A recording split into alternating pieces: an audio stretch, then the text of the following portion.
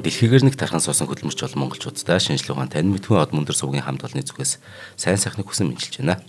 Бидний мэдгүйдлгийн нэвтрүүлэг үгэрхэлж байна. Та NTV телевиз болон од мөндөр радио 83.3 мөн 107 гэсэн хос телефоноор энэ нэвтрүүлгийг хүлээн аваарай. Студид Join Me цагийн миний захирал цомирлог болон хөтлөх зандаа миний байна. Өдрийн мэнд цамаа. Өдрийн мэнд.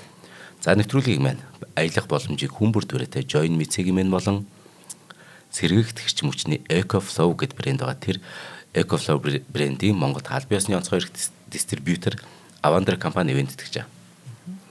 За хоёулаа өнгөрсөн 7 хоногт яг одоо Disney шидэт төлгөрүүд анхандаа ямар хэрцгий байсныг те. Тэгээд тэр нь тухайн үед зүгээр энгийн зүйл байсныг ярилцсан. Өнөөдөр ахаад хоёулаа үлгэрээ. Би цаамад ярьж өгье гэж бодож байгаа. За. Яг л нөгөө үлгэрийг ер нь үлгэр бол хамгийн сайхан зүйл. Би бол багада үлгэрт бүр донтчихсэн.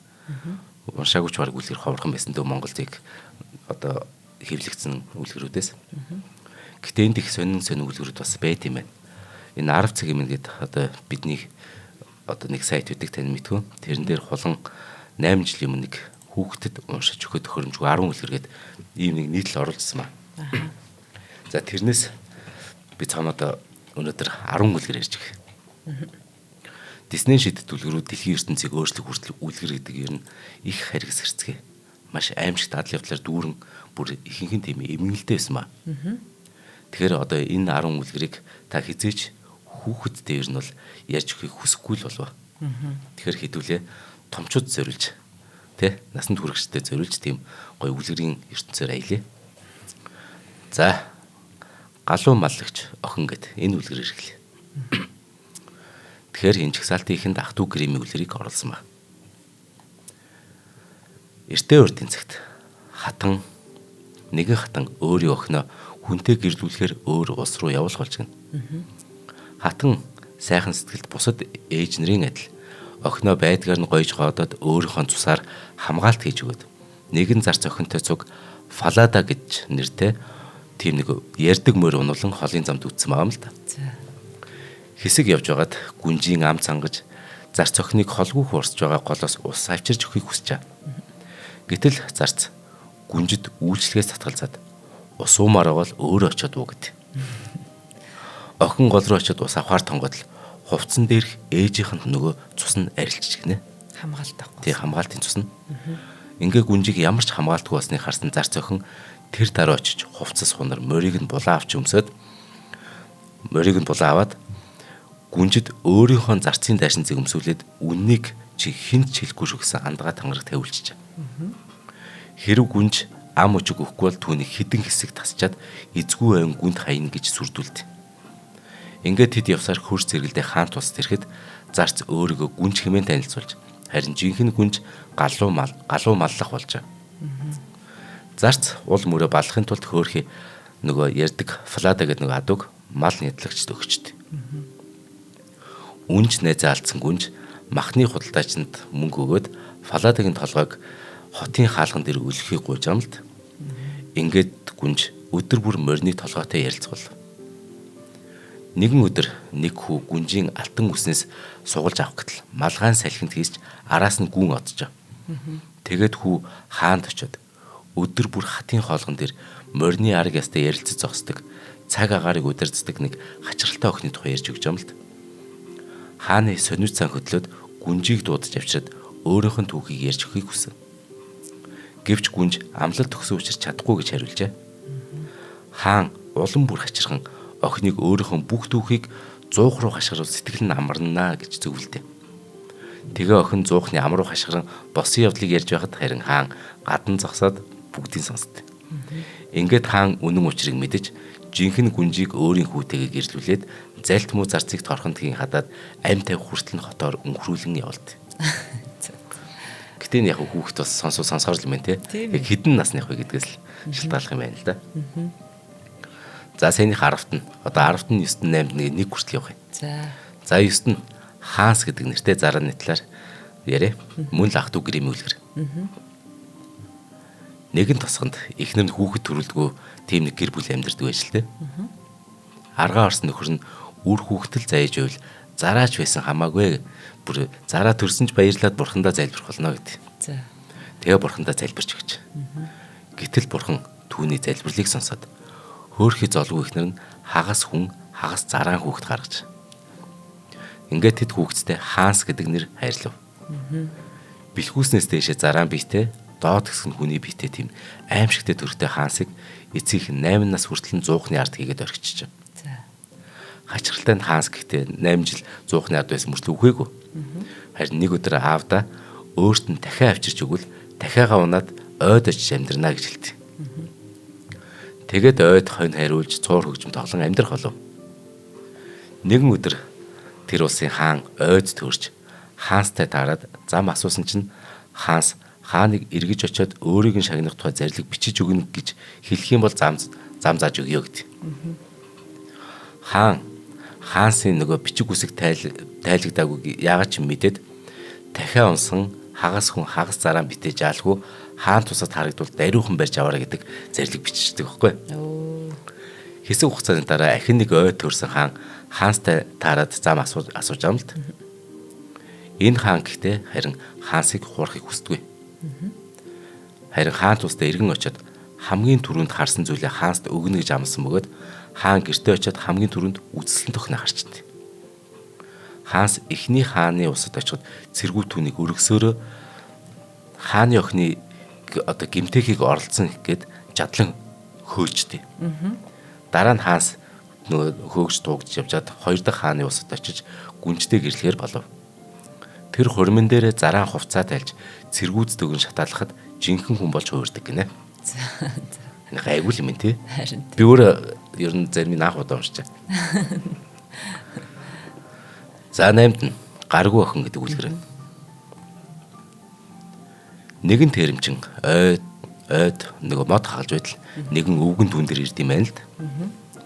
Тэрэмчний ядарч үдэрсэн царай харсан өвгөн инээмсэглээд термийн ард байгаа зүйлээр дэлхийн бүх ид байлгийг солих тийм санал тавьжаа. Термийн байшингийнх нь ард хөгшин алюминий модноос өөр нь байхгүйг сансан тэрэмчин тэр дороо зөвшөөрөд. Ингээд өвгөн 3 жилийн дараа эргэж ирэх хамлалт өгөөд яваад гт. Тэрэмчин гэртээ эргэж ирээд алюминий модон дор охин нь зогсож байсныг олж мэдлээ.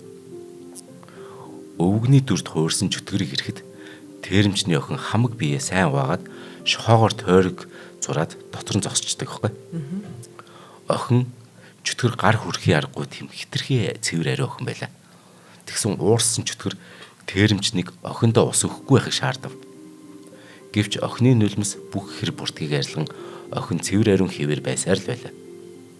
Чөтгөр нөгөө тэрэмчнийг охиныхон гарыг сүхээр цавч гэж тушаад. За. Энэ удаад охины нулимс гэтээ тэгээ цавчиж байгаа юм л да. Хамгийн амир нь энэ удаад охины нулимс шархныхын цусыг тогтооход чөтгөр ялагдсанаа мэдээд бууж өгч. Хачиралтай энэ бүхний дараа охин гэрээсээ явахар шийдтээ. Охин маш удаан алхасаар шүн болоход маш их хөөсөж.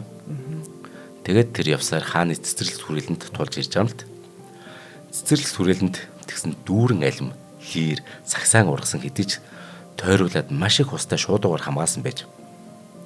Тэгсэн охин суугаа залбирсан чинь нэгэн сахиусан тэнгэр ирээд усыг ширгээсэнд охин цэцэрлэг рүү ороод нэг лир идэж цадцжаа. За.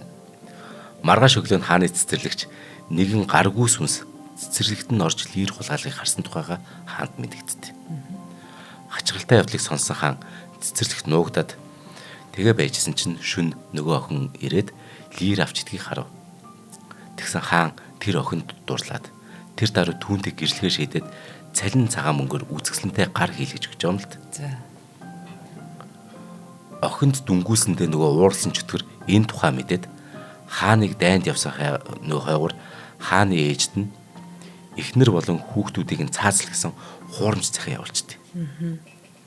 Хааны ээж нөгөө бэр болон ач хүүхдүүдийг ихтэй алж зүрхэлдэггүй. Тиймээс тэднийг цугтаалгаад оронд нь буугаалаад нүд чихийг нь баталгаа болгоод нөгөө хаанд илгээчихдээ. Босон явдлыг сонссон хаан маш их сэтгэлээр унаад энэ ч нөгөө өөрөө зарлиг өгөөж гисэн юу болсныг ойлгож байгаа шүү дээ. Ингээд эхнэр хүүхдүүдээ ямар ч байсан ээж нөгөө хилтгэл юм шиг байна л да. За ингээд чиний зарилгыг чинь дагуу ингэсэн гэдэг бугын нүдийн гिचлийн энэ төр гээд тэгээд эхнэр хүүхдүүдийг чинь ингээд нууцсан шүү, зугтаалгацсан шүү гэдэг.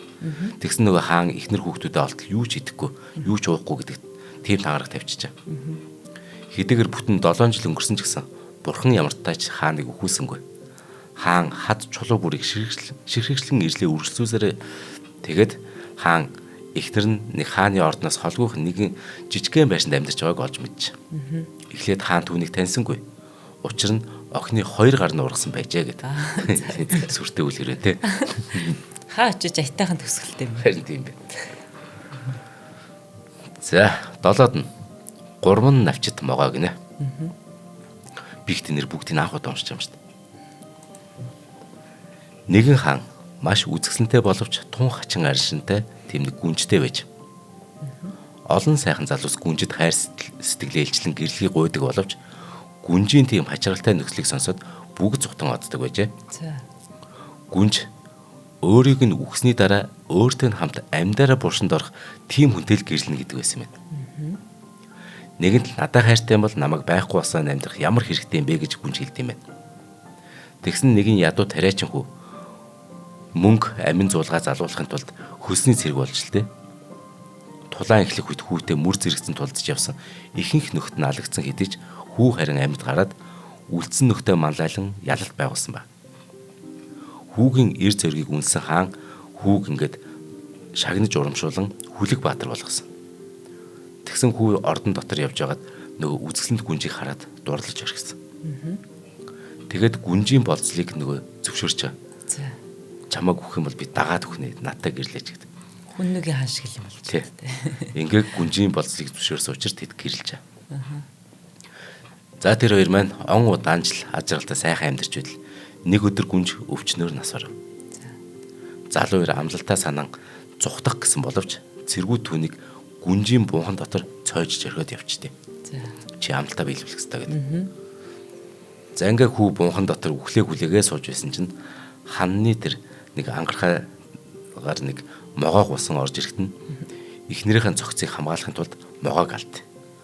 Тэгээ могоог идэх гэж байсан чинь биен дээр 3 ширхэг навчнаасан өөр нэг могоо орж ирээд өнөөх үгсэн могооны шарханд навчаа хүргэсэн чинь нөгөө могоо эргэн амьлаад 2 могоо яваад өгөв. Тэгэхээр могоонуудыг алга болмогц хүү үлдсэн навчнуудыг аваад гүнжийн биеинд хүргэтэл гүнж эргээд амьлжтэй.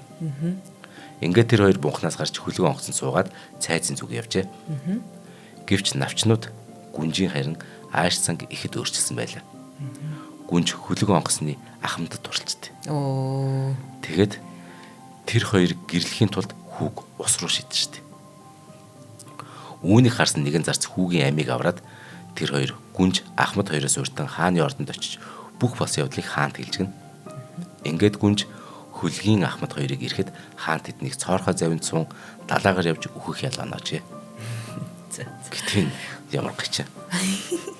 Хаан тэгэд охиныхон талд ордог юм багтай. Ямар балаа үлгэр. Хөнөр сургамжид үнэнч бус байдлыг л одоо чиггүй л гэсэн санаа юм бил. Гэтэл ямар ч эцэггүй охиныхон талд орно гэдэг юм. Энэ ч гач үлгэр. За хоёул хамтран ажиллаж танилцуулаад энэ гачин үлгэрүүд өөрчлөлөө тий. За маань нэвтрүүлгийг сэргээгт хэрчим хүчний EcoFlow гэд брэнд байдаг. Тэрний яг албан ёсны онцгой эрхтэй дистрибьютор болох Avandra компани ивент тэгж байгаа. Энэ ямар учиртай гэхээр EcoFlow гэд брэнд 2017 онд байгуулагдсан. Энэ болохоор зөөврийн эрчим хүчний хувьсгал хийх тийм одоо зорилготой компани. Тэгээд тэрийгэ чадж байгаа. Яг тэгэхээр нөгөө та бүхэн Avandra гэд Facebook дээр хайгаад нөгөө тийм юу Avandra гэхээр тэгэхээр гараад ирнэ. Тэр хуудас дээр янз бүрийн тийм гоё зөөвөр эрчим хүчний одоо төхөөрөмжүүдийг санал болгож байгаа. За харахад ингээд юу гэж харна та жишээ нь. За нэг пэйж юу гэдгийг халаагуурч будааг шаагч. Тий. Одоо тэр халаагуур шиг нэг ийм л юм харагдана. Жижигхэн. Тэгсэн мөртлөө тэр янзын юугаа барина. Юу гэдгүүлээ. Өөрийгөө цэнгэлдэг байхгүй нараар өөрийгөө цэнгэлж чинь. Тэр хэсэг бүр супер те. Өөрийгөө цэнгэлэнгүүтээ тэнгуү таны төхөөрөмжүүдийг чинь буцаага цэнгэлгэнэ шүү дээ. Ингээд цахилгаанаар ажиллуулж чинь. Тэгэхээр одоо аялал жуулчлалын ийм сайхан үйлрэл эхэлж байна. Бүр юм дуусахгүй энергит болчихлоо тий. Хизээш дуусахгүй гэсэн үг шүү дээ. Нар манай Монголд хаасаагүй. Тий. 365 хоногийн 300 өдөрт нартай байдаг. Нартай байгаа. Ялангуяа 100 бол өстэй сайхан төвнө шүү дээ. Тий. Тэгээд тэр жижигхэн сайхан төхөөрөмжөд нарны тэр панелаар цэнэглээл. Тэгээ аялалд тэр чинь машины нэг хойно бол жоохон л зайслаа шүү дээ. Тий. Тэгээд явлаа. Сайхан одоо цай зүгээ гар утсаа өөрийн видео камер аппарата бүгдийг цэнэглээд ингээ сайхан. Ер нь захилгаан тог багт бид нар бол хаан бол хаана очиж штэ. Тэ. Үнэн гоё. За тэгэхээр янз бүрийн гоё юм байгаа шүү. Ер нь тэгэхээр та бүхэн hobby zone цэг юм ээ. Эсвэл Shopee цэг юм ээ гэд тэгээд хайгаад үзээрэй те. EcoFlow брэнд ч юм уу эсвэл Avandra гэд. Тэгээд эсвэл та бүхэн юун дээр очиж болно? Michelle Expo-гийн тэр Little Venice гэдэг дэлгүүр нэгдсэн. Тэрний M1 барилгын B1 давхарт нь Hobby Zone гэдэг дэлгүүр байгаа. Бас Сурууга центр гэдэг байна. Сурууга центрийн нэг давхарт Avandra гэдэг дэлгүүр байгаа. 5 сард нээлттэй баг энэ нэвтрүүлэг гарч идэл ер нь баг нээлт нь болсон байх хөө. Тий. За тэгэхээр 96 93 33 55 гэж залгаарай. 96 93 33 55. Энэ бол өстой гачин гоё юмнууд байгаа шүү ер нь. Материалын технологи, сэргээгт эрчим хүчний хадгаллын салбарт үнэхээр шинжилэлт хийж байгаа юм компани байна. Тий. Тэгээд манай аялал гэдэг чинь хүн одоо ер нь бол амьдралын хэм бол маяг болоод өөрчлөгдчихлөө. Гэхдээ энэ маань бас одоо нэлийн одоо тансаг хэрэглээний бүтээгдэхүүнэлтэй аялал гэдэг маань өөрөө. За би ингээд эх орнороо нөхөр хүүхдүүдтэй ингээд сайхан аялаа явж хахад яалтчгүй л нэг мэйлээ шалгах хэрэг гардаг ш тий. Мэйлээ шалгамаар байна. Энэ утас юм хумаа ажиллагаатай байлгамаар байна. Бас лайв хийж гайхуулмаар ш тий. Бас гайхуулмаар ш тий. Starlink аваа явчих ш тий. Тий. Starlink аваа явчихнаас одоо тэр миний тэр хэрэгцээг хангаад байгаа. Хоёрдугаар тий Shopee дээр байж байгаа нь бас үнэхээр таалагдж байна. Яг тэгвэл Shopee чиг манах шиг нөгөө 30 сарын зээлмэл гардаг. За дээр дундаж батарей нь одоо юу гэдгийг хэрүү за 5 6 сая байлаа гэж бодоход одоо ямар шүүнтэй байгаа юм бол тий 2 сая гараад өргөсөн. 2 сая юм бол юу штэ сардаа 90 орчим мянган төгрөг төлж байгаа. Янз бүр байгаа хөө эн чинь нөгөө үнэтэй дундаж үнэтэй гэдэг ч юм уу тий. Ярсан миний 2 сая төгрөгийн байгаа бол тий миний сонирхсон 2 сая гараад өргөсөн. Тэгэх юм бол сард 90 мянган төгрөг төлөөл авчнаа гэсэн үг. Ийм гоё асуудлыг маань шийдэж өгч байгаа юм компани. Тэд нар нараар сэнгэлдэг бол үнэхээр бүр супер ярих юм байна. За бидний мэдгүй дэлхий хүүхдэд уншиж өгөхөд тохиромжгүй арга үйлгэргээд. Гэтэ зарим нь ч тохиромжтой юм. Зарим тохиромжгүй юм. Гачин л ер нь сонирхолтой юм. Түрүү 7 хоногыг бодвол бас арай дажгүй төгсгөлтэй байгаа дээ шүү бас. Түрүү жиг бол амир өдөрт. Бөө хүчрхийл явж байгаа шүү дээ. Тий. За 6-ад нь фичерийн шоу гэдэг үйлгэр байна. Эртээ өөр тэнцэгт нэгэн гуйлагчин охтыг хулгайлдаг гэж. За тэгээ нөгөө гуйлагчин эгчдүү 3 охиныг гэрт очиод хамгийн том охиныг өөрийг нь гэртээ оруулахыг ятгах байгаа юм л да. Гуйлагчин охины биеинд хүрмэгц охин өөрийн ирэхгүй түүний үүргэвч рүү татган орчт юм байна. Тэгээд охиныг алтан байшинд авчираад өөрийнх нь эхнэр болж хэрв энд миний эхнэр болоод энд үлдэх юм бол хүссэн бүхний чинь биелүүлнэ гэж амлалт юм байна л да. За ингээд гуйлагчин хэсэг хугацаанд хаа нэг тийш явахаар болж охинд нэг өндөг өгч сайтар хадгалж байхыг захиад мөн нэг өрөөнд орохыг энэ өрөөнд л орж болохгүй шүү гэж хориглоо явуулчихжээ. Гэтэл нөгөө охины чинь сониуч санд дийлээд нөгөө хориот өрөөнд орд. Тэр өрөөнд тэгсэн чинь цусаар бэлгсэн усан сан. Тоо томшгүй олон охтын эрендэглэгдсэн цогц сэт. Мөн том сүх болон дээр нь юм цавчдаг хавтан байж. Ингээ охин айсандаа нөгөө барьж байсан өндгөө унахсан чинь өндөг цусанд хутгалдан яаж цэвэрлээд арилдаггүй. Өндөг цус болсон байхыг харсан нөгөө гуйлагчин чинь охиныг хориотой өрөө рүү чирч авчиад тэр дор нь хідэн хэсэг завч өрхөд 2 дахь охиныг хулгайлан авчирчаа. Энэ чигчдүү 3 охин байсан шүү дээ. 2 дахь охины хувь тавиланч мөн яг ихчийнхаа нэгэн адил дуусч гуйлагчин 3 дахь охиныг авчирдэ. Энэ удаа гэтээ гуйлагчин дүнгүүлжтэй. Отгоо охин хориотой өрөөнд орохоос өмнө өндгийг өөр газар нуугаад тэг орхичд юм байна л да. Тэгээд хориотой өрөөнд орсон чинь 2 ихчийнхэн зогц байхыг хараад тасарсан хэсгүүдийг нийлүүлэн эргүүлээд амьлуулчихдээ. Гуйлагчин эргэн ирээд өндөг цус болоогүй байхыг хараад отгон охиныг нөгөө шалгалтыг давж гарсан учраас жинхэнэ сүйт босгүй болох хүн мөн гэж зарлалт. Охин хурмын бэлэг болгож аавд нь том сагстай алт хүргүүлэхийг хүслээ. Гуйлагчин зөвшөөрсөн чинь сагсан дотор нөгөө ихч нарыг нуугаа явуулчихдаг байхгүй. Тэгээ өрөөнийх нь цонхонд тэрнийг арга яс тавьж орхиод биендээ зөгийн бал түрхэж дээр нь өд наагаад модон дунд нуугдан сууд. Гуйлагч нь хуримдаа бүх төрөл төрөс найс нөхдөд өрсөн бөгөөд огтын ах нар ирээд харин бүгдийг нь байшингийнх нь гаднаас түгжээд амьдаар нь шатаачд. Цуурлал орчны тухай. Тий. Гуйлагч мөртлөө алтмалттай энэ утга ямар балавлэр. Ястаг хөвцтүүл ярьж өгмөргөл. За тавд нь дуулдаг яс гэдэг үлгэр. Дуулдаг яс авахаар явахд. Нэгэн хаан тус руу авраг бодонгохад дайрч бүх тарийн талбайг сүйтгэж тариаштын байшин савыг нурааж л дээ. Аргаа барсан хаан тэр мангасыг дарсан одоо хинч байсан хамаагүй охиноо өгнө гэсэн зар тарааж. Тэгсэн ах нь нэр төр дуртай. Дүүн харин сайхан сэтгэлтэй тэр нэг ах トゥ хоёр тэр мангасыг дарахаар явцгаалаа. За. Үлэмж том бодонг хайж олохын тулд ах トゥ хоёр салж яваад ойн хоёр талаас орохоор болж л дээ. Дүүн ойд ороод нэгэн одоотой таарлцж. Дүүгийнхэн сайхан сэтгэлтэйг мэдсэн нөгөө одоо чинь түүнд бодон гахаг алах шидэж чад өгөөд. Хүүч нөгөө бодон гахаатай таармагцаа шидэж чадаа зүрхэнд нь 2 удаа зовд. Ингээд үгсэн бодонг үүрэл цайзын зүг алхаж явтал ах нь харин архины мухлагт наргиж байна гинэ. Дүүгээ ялалт байгасныг харсан ах нь хамтдаа баяр тэмдэглэж дар сууя гэд дүүдээлд. За. Тэгээд залуу хүүг дар суугаа согтмогц харин ах нь түүнийг дүүгээ хөнөөгөөд гүүрэнд ор буулж орхиод бодонг аваад хаан руу очиж. Ахыг нь аимшигтай авраг бодонг үгүй гэсэн гэж итгэсэн хаан гүнжтэй гэрлэгийг зөвшөөрч. Ах нь гүнжтэй хамт олон сайхан жил амьдарчлээ. Хожим нэгэн хончин дүүгийнх нь ясыг олоод эвэр бүрээ хийд. Тэгээ бүрээгээ үлээсэн чинь бүрээ харин аимшигтай аллахын тухай дуудуулчихдээ. Гайхаж цочирцсан нөгөө хончин өнөөх аимшигт хөгжмийн зэмсгээ хаан тавьж өгсөнд хаан нөгөө яс олдсон газрыг гүнзгий ухуулсан чинь залуу хүүгийн зогс олдчихлээ. Ингээ бүх хүчрийг мэдсэн хаан алуурч ахыг нь шуудаад хийгээд далаа живлээд алчихдээ. Хүш энэ ягаад улс орон болгоны үлгэр дээр баг хүн дандаа ухаантай, ах нь нэг дандаа юм муухай юм бид. Монгол үлгэрч гэсэн дандаа юм бидэг те. Яа тийм бол дандаа нэг юм дүүгийн сайн хүн болгоод ах нар нь дандаа нэг юм нөгөө ёров юм сүмбэ гэдэг дээр хүртэл тийм мэдгэсэн. айлын баг эсвэл ухаантай гэдэг юм болов гэж одоо хилээд ихчтэй алуулах үү дээ. Бурхан манай их ухаантай юм байт.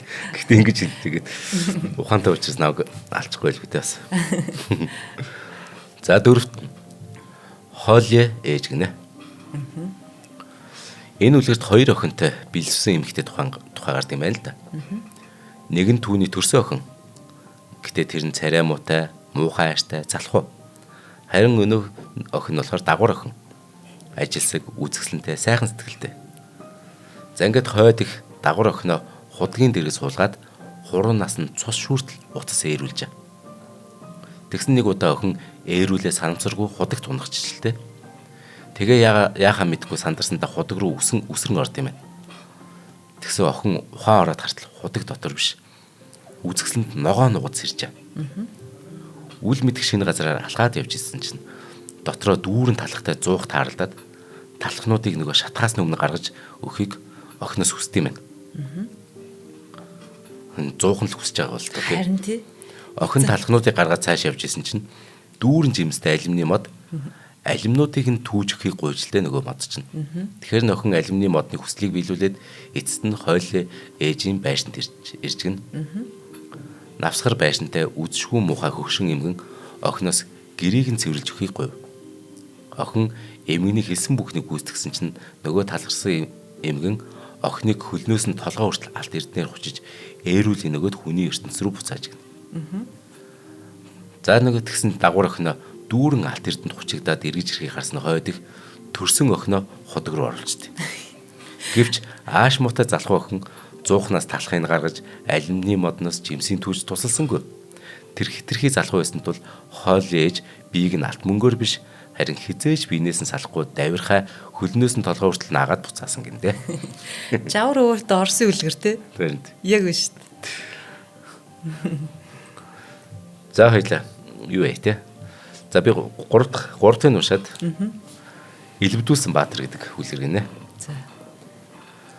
Эртээ урдын цагт нэгэн худалдаачин арилжаа 8-ааныхаа ажлаар ас хол явхолоод 3 охиноосоо ямар бэлэг захихыг асууж гин л д. 2 том охин нь шинэ хүрэм, харин отгоо охин цэцэгний зураг өгөөд яг адилхан цэцэг авч ирэхийг захив. Энэ юутай их төстэй тий? Тийм бэлэтэй.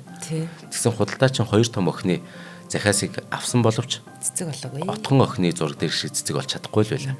Тэгтэл гэр рүүгээ буцах замдаа худалдаачин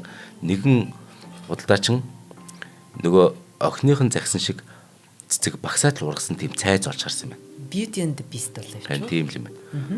Худалдаачин цэцэгнээс нэгийг тастан автал урд нь 3 толгойтой аимшигтай мангас гарч ирж гэн. Худалдаачин могооноос амийг нь хэлтрүүлэх гойсонд могоо 3 охиноос нь хамгийн түрүүнд гарч ирж аавгаа угтан авсан охиныг эхнэрээ болох болцдоор худалдаачин явуулав. Хөгшин гэртээ эртэл баг охин хамгийн түрүүнд эцэгээ тосон гарч ирсэн бөгөөд тэгээд огт цааргалгүйгээр могоон цайз руу явж гэн. Охин цайз бүтэн өдөр чангаа ганцаар байх бөгөөд үдэж болоход могоо ханаас ч юм гарч ирдэг гэн.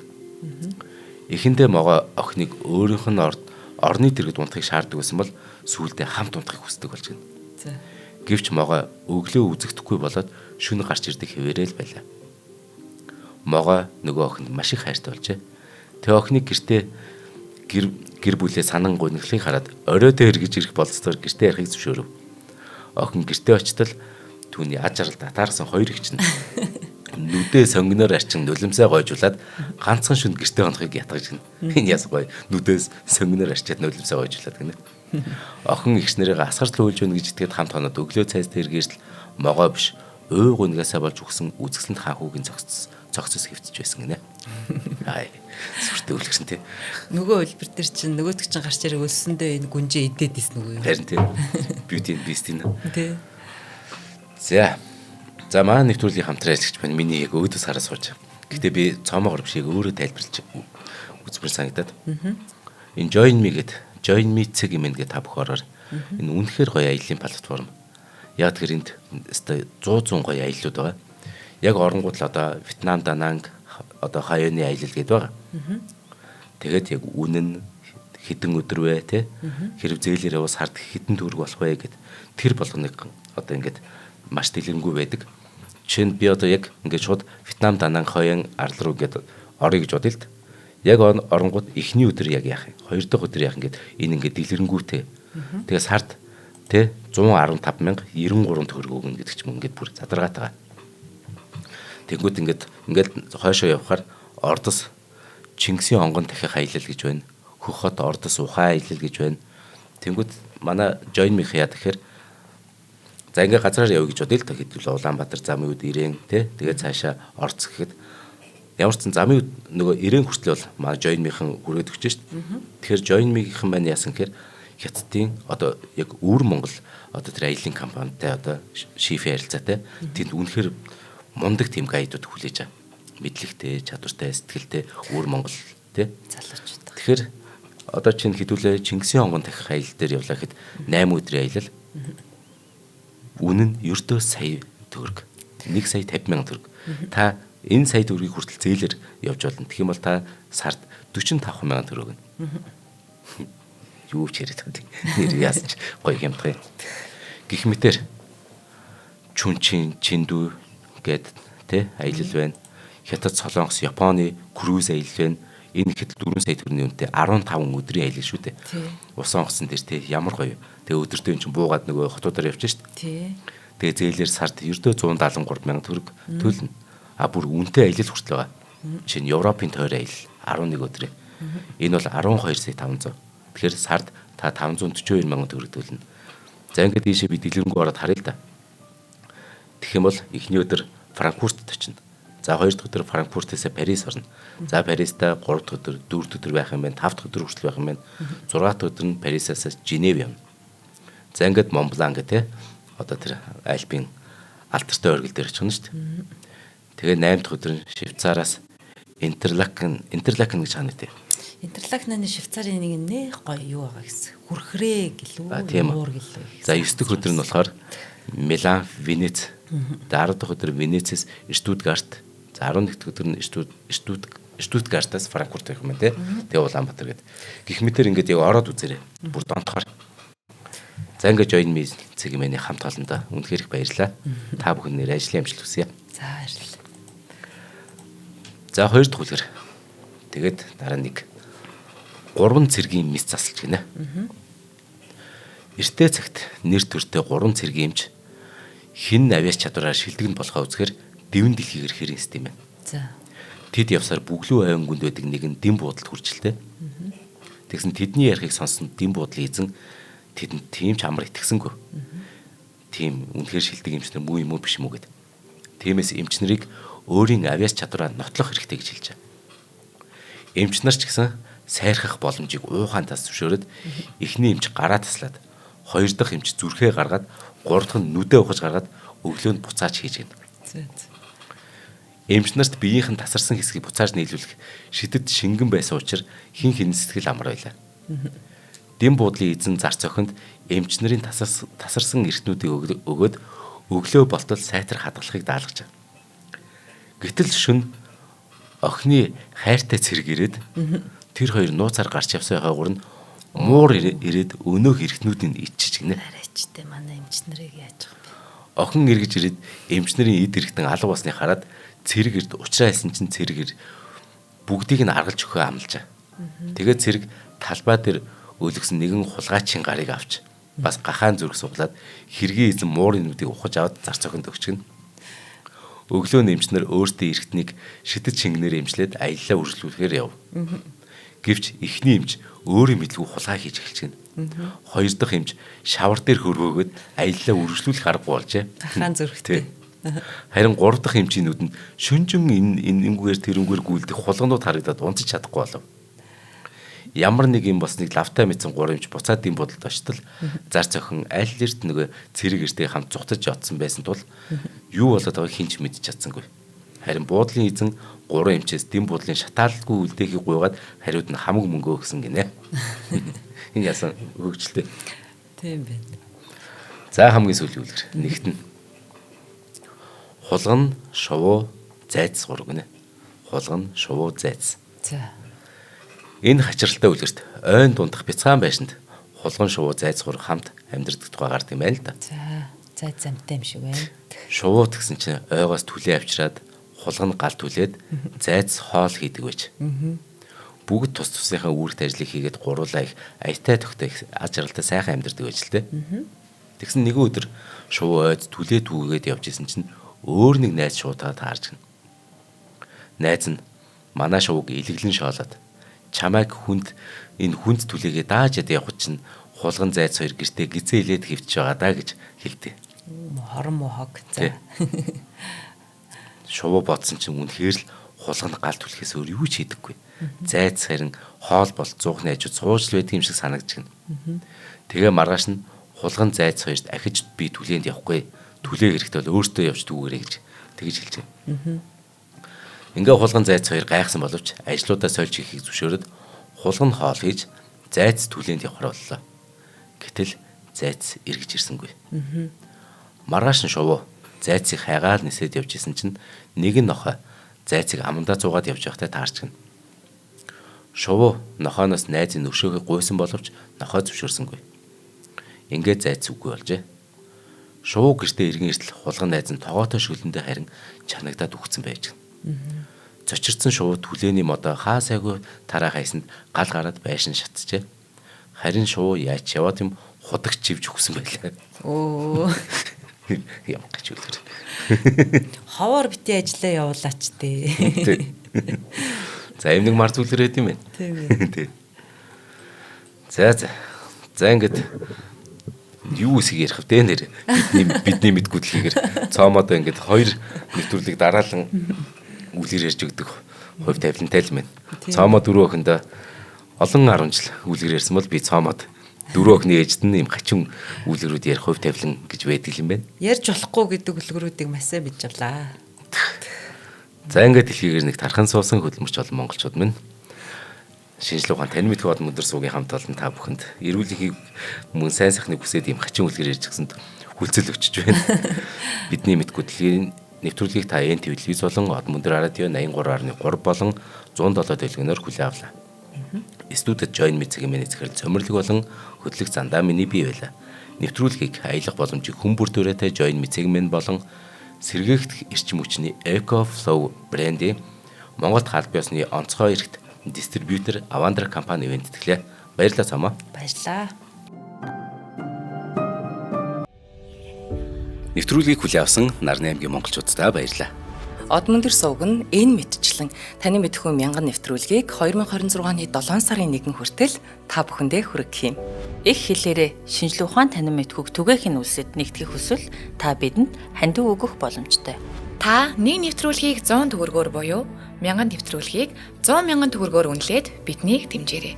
Жилдээ ганцхан удаа 100 мянган төгрөгөөр биднийг дэмжснээр шинжлэх ухаан танин мэдхүйг түгээх энэ үйл хэрэг амжилттай үргэлжлэх юм. Одмөндөр нэр дээрх Худалдаа агшлын банкны данс байгаа 4191 тэг 4518. Та 100 мянган төгрөгөөр шилжүүлэхдээ гүйлгээний утга дээр нь өөрийн нэр болон утасны дугаараа заавал бичээрэй.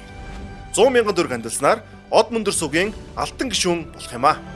Шинжлэх ухаан танин мэдхгүй Монголд ялах болтугай.